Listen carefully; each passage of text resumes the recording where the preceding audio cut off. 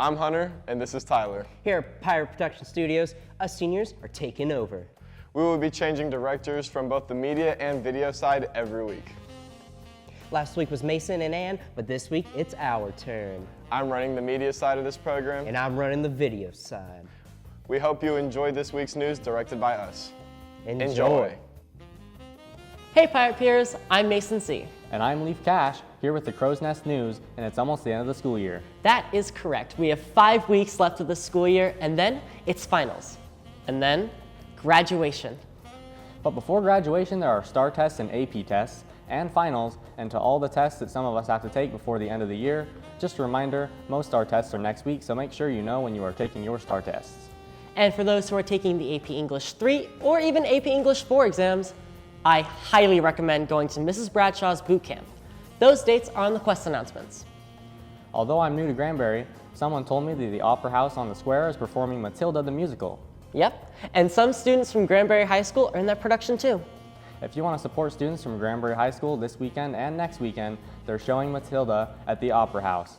Go enjoy some time with friends and family while supporting your fellow students. In other news, on April 3rd through 5th, 3 law and public safety students competed in the Texas Public Safety Association state finals in Allen, Texas. A few weeks prior to that, they crushed their competition at region. But at the state competition, a special congratulations to Phoenix Clark for getting 3rd place in the traffic stop competition.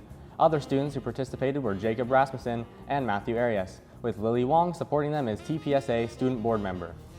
On March 25th, UIL Academics brought back their district championship trophy, and this Friday and Saturday, April 21st to 22nd, is their regional competition. So congratulations to the UIL Accounting, Spelling, and Social Studies teams for the win. And congratulations to the individual students, Matthew Shute, Jean Williams, Jillian Trumbull, Kenneth Flowers, and Lauren Lee for also attending region through UIL Academics. We wish you all luck this weekend. I don't know if most of you have heard, but we have the results for student body president and vice president and the class representatives. Starting off with freshmen, Misty Myers, freshman representative, and Dallas Peck is president. Sophomore representatives are Joanna Walker, Amaya Page, Presley Thomas, Reagan Lloyd, and Emily Ashcraft. Sophomore president, Cameron Ward. Junior class president is Michael Cracy. Senior representative is Peyton Mitchell. Senior class president is Anahi Madrano. Kensington Loving will be your next year's spirit coordinator. Alexi Patrick will be the treasurer to the student body president. Becca Dixon is the secretary. Finally, vice president of the student body is Addison Mallory. And the president of the student body is Man Vagahashia. That's it for this segment. I'm Leaf Cash. And I'm Mason C., wishing you a wonderful week. On to the weather.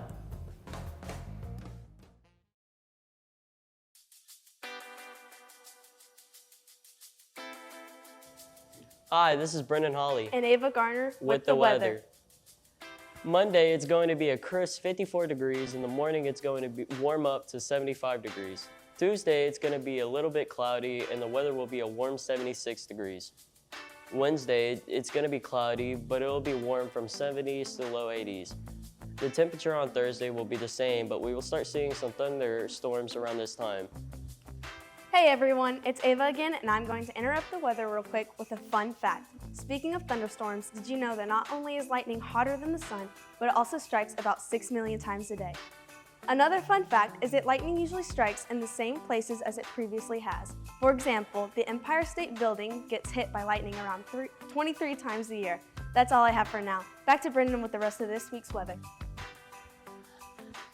The rest of the week will be partly cloudy, and the highs in the upper 70s and the lows in the mid to high 50s. That was this week's weather. I'm Brendan Hawley. And I'm Ava Garner. Now on to sports.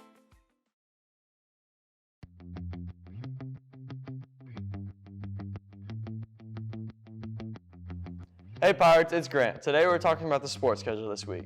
This week, Pirate baseball team plays Saginaw at home on Tuesday and then travels to Saginaw Friday night. They also travel to Weatherford on Saturday for a 1 p.m. game. The Lady Pirates softball team travels to Saginaw on Wednesday and then plays Aledo at 7 p.m. at home. Pirate golf will compete at regionals tournament this week in Lubbock at Texas Tech, so congrats to those that have made it this far.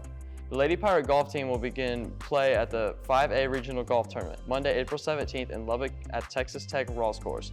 Competing will be Akaya Ditto, Hallie Carr, Haley Golden, Ariel Jimenez, and Grace Jimenez. Also, anyone interested in competing in sports next year will need a physical. Be on the lookout for the information about the physicals. They will be done on the campus on May 3rd. I'm Grant Young, thanks for watching. Hey Pirates, I'm Elena and I'm here today with varsity softball player Lily Williams, and today we're going to be interviewing her about softball. So Lily, my first question is, what are some of the goals that you have made for your team and for yourself that you have reached this year?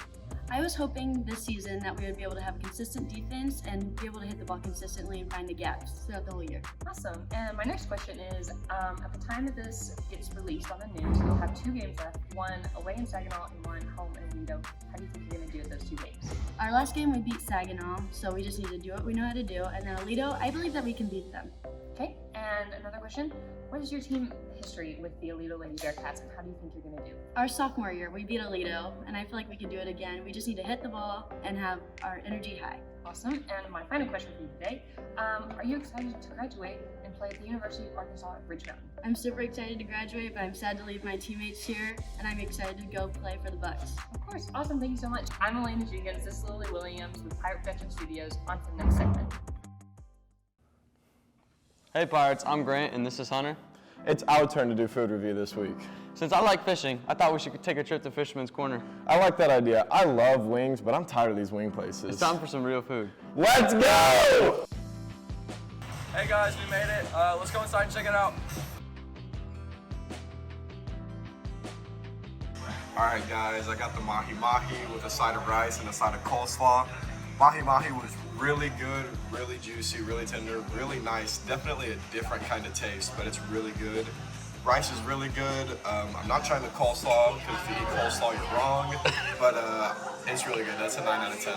What's up guys? I got the proper fish and chips and it's really good. Smells like fish, I mean, really good fish. They put a really nice crust around the fish, and when you break it open, it's just so juicy and so greasy and it tastes so good. Probably one of the best fish I ever had. All right, guys, we just finished up our meal. We're about to pay for it. Overall, it's a really nice place. Inside, it's like a home kind of feel. A lot of fishing stuff in the background. It's very fish themed around here. Really like the restaurant though. I'm gonna give it a 10 out of 10 on everything across the board, except for the coleslaw. I guess it's 0 out of 10. But yeah, hope you guys enjoy, and on to the next segment.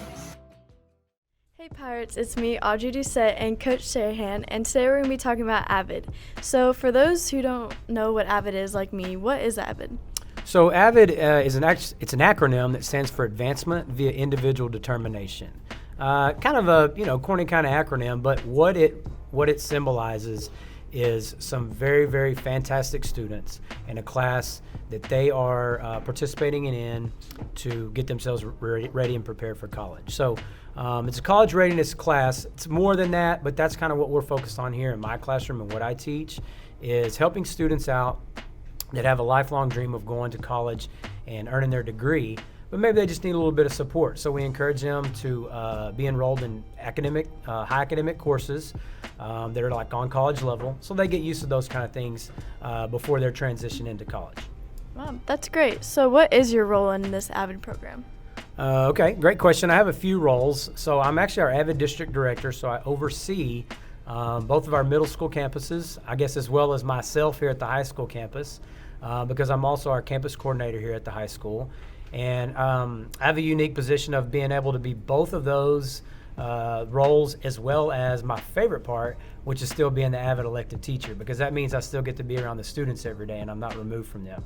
And that's my favorite part, because I get to see all the success that my students that they experience. It's a fun time right now with these seniors and what they're about to go accomplish. I love that. So what accomplishments have your seniors this year made? So I'm very proud of them, and there's a long list, but I'll summarize it like this. So we've got 36 seniors, and out of those 36, we have 122 college acceptances. And so they have been working very hard at applying to different colleges, and almost every single one of them have been accepted at multiple colleges, some of them even up to 6 or 7.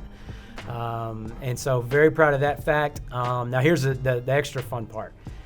In scholarships and grants, which is all free money, we're not including loans, This group of 36 has amassed over $1.8 million in qualified grants and scholarships. And that is a really, really extraordinary number. And so they've been working very hard for that. A lot of people think that scholarships just kind of fall out of the sky into somebody's lap and in pocket in this case. And that's not true. And out of that $1.8 million, we're looking at accepting about $375,000 worth of free financial aid for college for all these 36 students next year. So I'm very proud of them. We had 3 Dell Scholar finalists, semifinalists, and then one student, Victoria Rodriguez, that actually got selected as a Dell Scholar. So really, really proud of all of them. Wow, that is great. Well, this is Audrey Doucette and Coach Sahan. Okay, and now I'm here with Victoria Rodriguez. And how do you become selected as a Dell Scholar? Well, I applied to the Dell Scholarship. I had talked about my academic achievements and my hardships in life. I became a semifinalist by a handful of applicants, and they chose me as a finalist. So now, being a Dell Scholar, how much work and dedication was put into that? I'd say throughout my 4 years of high school, I had worked on joining clubs, getting myself into advanced classes, just working my way up to getting my grades up, keeping them steady, high, and I think it paid off. It worked out pretty well.